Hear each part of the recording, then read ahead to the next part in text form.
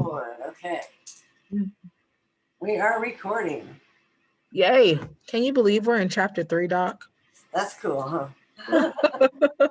Now, something I wanted to ask you is that I have not reached out to my community members since when I asked them initially. So like they haven't even seen me. So what are your suggested steps? Should I reach back out to them and send them chapter 1 and 2 and say, hey, I know I haven't talked to you in a semester? I would wait till you get the 3 done and then say, okay, Okay. this is my current chapter 1 through 3. I would like to propose, and you pick your date, June, July, whenever you feel like is feasible for you to get it done and so on. Okay. Before we meet with the proposal, I would like to make sure I input any feedback I can get from you. Okay. Tell me this. Do I need time for them to look over it first, give me feedback and make corrections before I propose? You'll be in better shape if you do give them some time.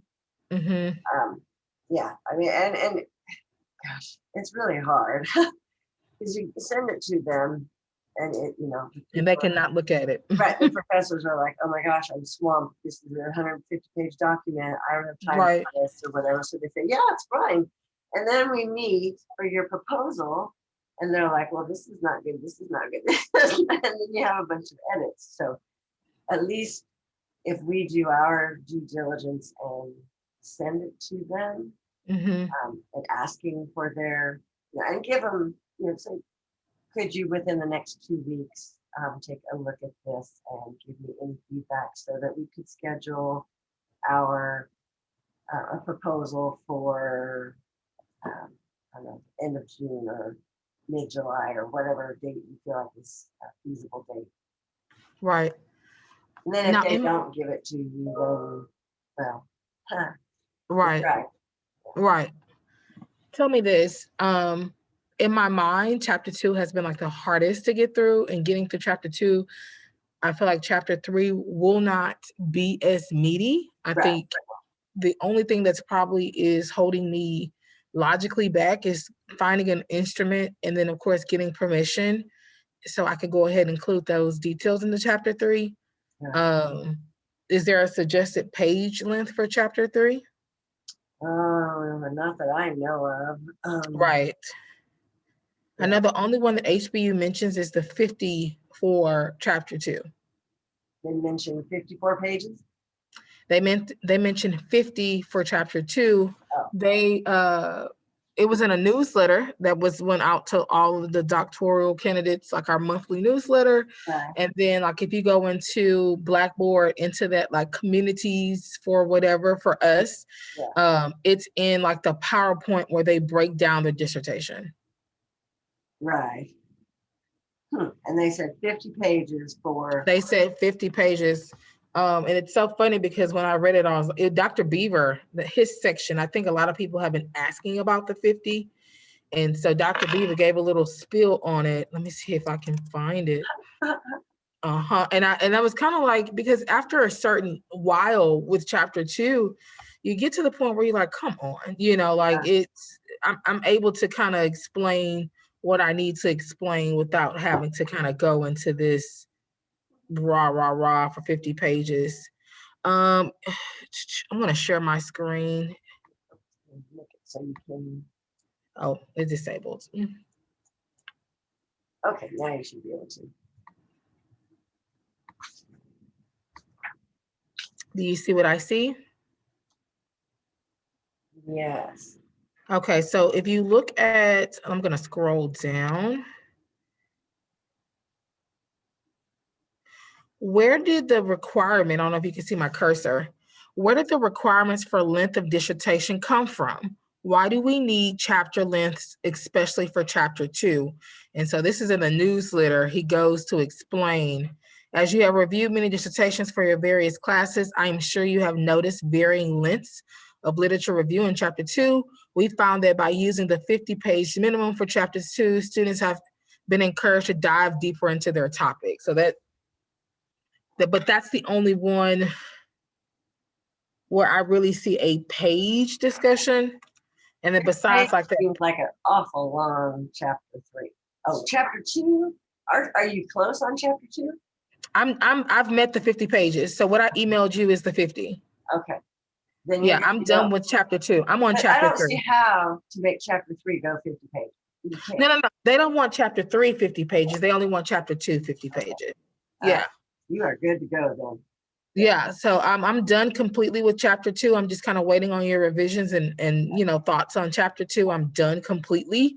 Okay. I told my husband if I never saw chapter 2 again, it would be too soon. I'm completely on chapter 3 now, of course, and a lot of chapter 3 is it feels like regurgitation of purpose of the study. And I'm like, I know she doesn't want me to copy and paste from up there chapter 1, but I'm like, I've already said this earlier.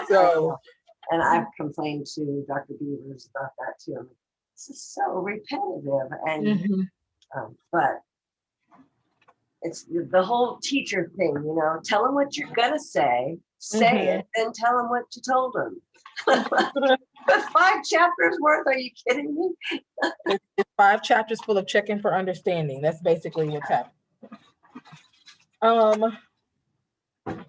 So yeah, same theoretical framework from chapter 1. I'm working on that Blumenheimer bioecological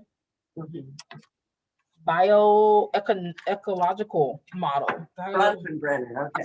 Yeah. Where he basically talks about the 4 different things that impact a person. The place. The place, how the person, handles things like their emotions, their own specific DNA, people around them, and the process or times that it takes for them, like all of that. That's kind of what I'm been focusing on, but just looking at it from the counseling or mental health viewpoint, because I want to say if we had more well-trained teachers in the area of counseling or mental health, it would impact the student, and here's why, because this is what the 4 sections of what would impact a child. And so I'm looking for an instrument that is going to help me ascertain teachers' perception. There's one instrument that keep coming up, but I have not seen it, and it's probably just because of copyright. Like they're not hard to find, actually, huh? Yeah, it's not coming up. Let me see if I can. It's an instrument called the Mental Health Literacy and Capacity Survey for Educators. But I know that I have to ask for permission, but I wish I could find something that I could see so that I can start, plugging in the questions and filling in the information into chapter 3 while I'm waiting on permission. I end up requesting an article from our own HBU library because it used that instrument in the article, only to finally, like 2 days later, get the permission from the article. They give me the article only to get to that appendix, and it says, due to copyright, this is not included. Oh gosh. Okay. So what's the instrument called again? Mental health. Let me quote it again. It's Mental Health Literacy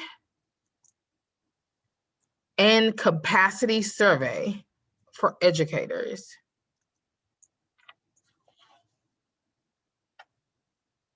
I'm interested to see if that would work.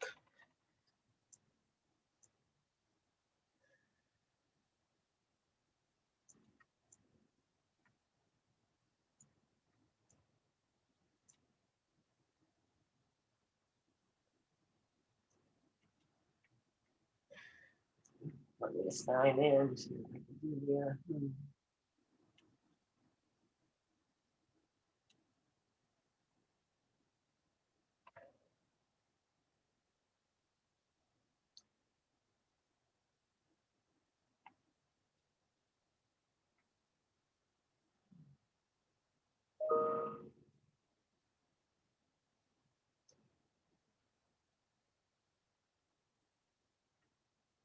You know the author of it, where you could just send an email and see if that person will let me see it. Yeah.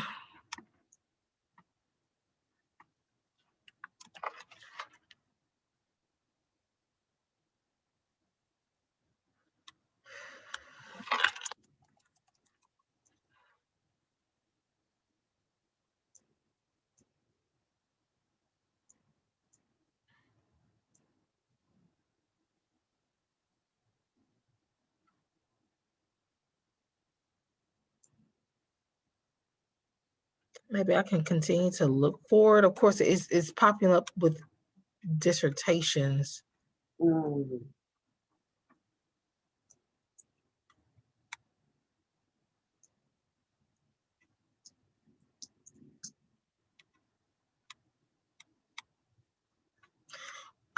Now here's what I will say. When I first started the program, I was under the notion that I could create my own questions, because even in one course where we had to do a mock IRB completion, they asked us to attach the questions that we were going to be using, and they never once stated like you have to find credible questions that have been used before in research in order to use it in your research. Mm. Well, you can create your own. It's just that I ideally would pilot it and get information back from like 100 or more people. Mm-hmm. And so that's an extra step. So if we can find somebody who's already used a questionnaire and they have the validity results, Right. we're in better shape.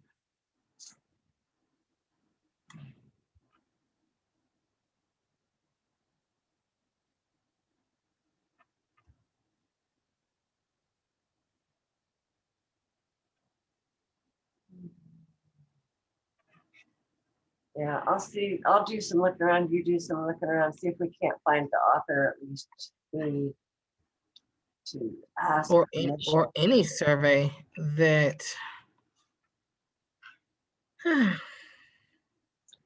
no, others are creating their own. You can do that, no problem.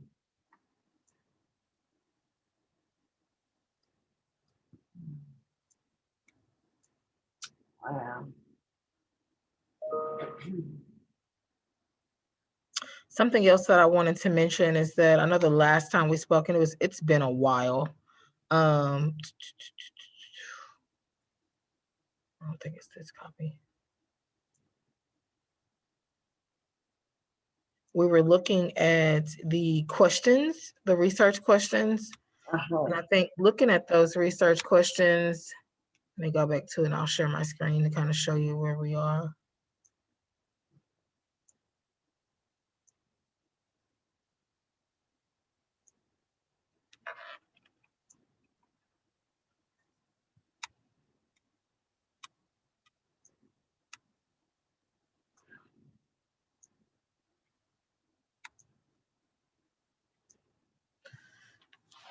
So looking at the research questions, I think that how in question number one is it feels like it's throwing the dissertation to be more qualitative.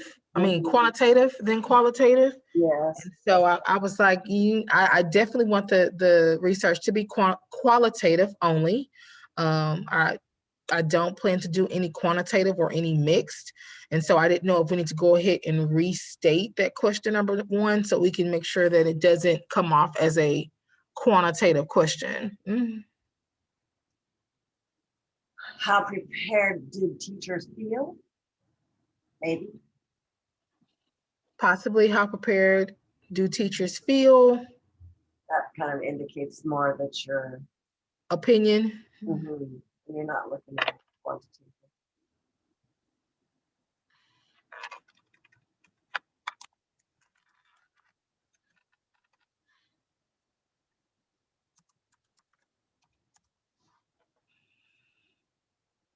Everyone to recognize mental health crises. The teacher's experiences.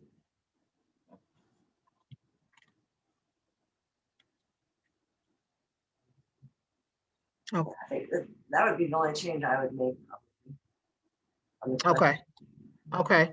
Now, I know the biggest thing as we're going into chapter 3 is, of course, the methodology and making sure that my theoretical framework ties and aligns into my research questions, which basically everything aligns to my instrument. Is there any ideas or suggestions in order to kind of how to We haven't- approach the research? Yeah, you don't have anything about bronchopneumonia in your questions.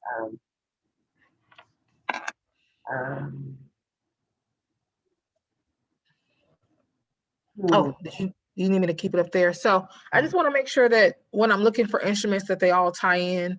I didn't know if there were like things to kind of say, hey, stay here, don't go there, when it comes to trying to put all three together. You know, now it's like from abstract of what I've been thinking about now to actually pull an instrument to making sure everything that's kind of aligned together. Yeah. Let me read through what you got here. Okay. And, see where we can go. I mean, hopefully I can meet with you maybe on Friday this week. Okay. And then have some feedback to go over with you. Yeah, no problem. Yeah.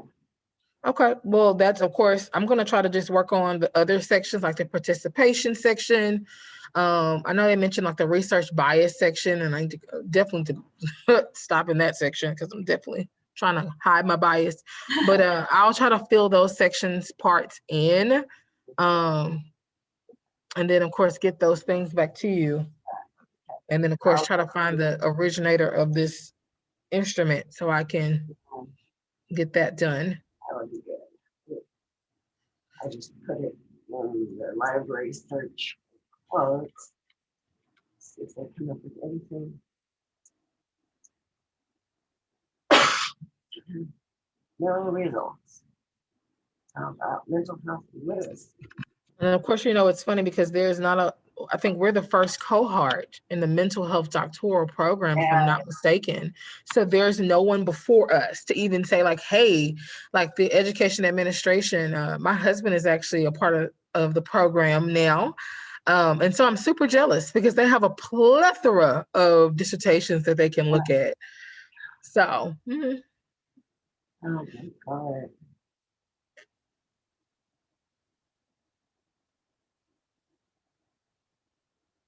Health literacy and self-advocacy tool. Let's see what that is. Yeah, I would say try and go through the library and see if you can find Any specific search words or keys to I look put for? in mental health literacy and then survey.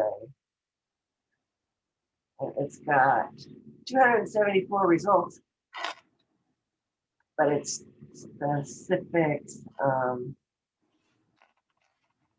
Some of them in India, some of them All the time. It's always not in this country. disorders. It's very general. What database are you looking in? Are you looking at like all the psychology database? Academic search complete. Okay, academic search. Okay.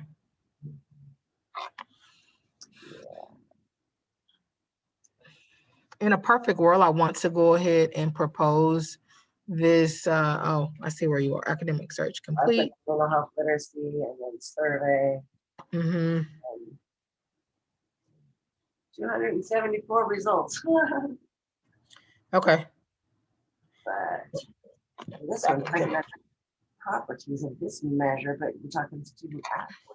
I only need have to go through the library alone.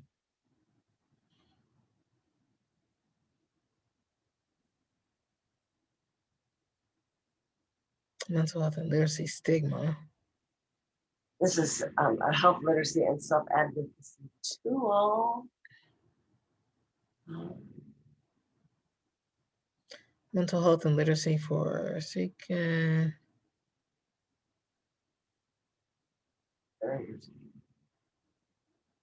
What carers of individuals with disabilities? I would think caretakers maybe, or yeah. I don't have to fix their grammar. Yeah. Okay. Yeah. Okay. Well, I'm sorry I haven't gotten to it, but Oh, no, you're okay. I'm sick and I need to get better. I know that's By right. Friday, I'll have it done. Okay, so we're gonna do our standard meeting time on Friday? Yes, I Okay, don't have anything else at that time right now, so I will protect it. okay, I'll check in with you Friday, and of course, that'll give us time to figure out where we are with our timeline. When does IRB meet in the summer? Because I know that's been the biggest thing, trying to propose this semester to get it done for the summer. And here I we don't are. know. We just have to submit it and they'll give it back when they do. Okay, so immediately after I propose, does the IRB application go in and they just kind of approve or get to it when they get to it? No, they usually have like a 2-week turnaround goal. Don't always make it, but Got you. Okay. Here's a random question.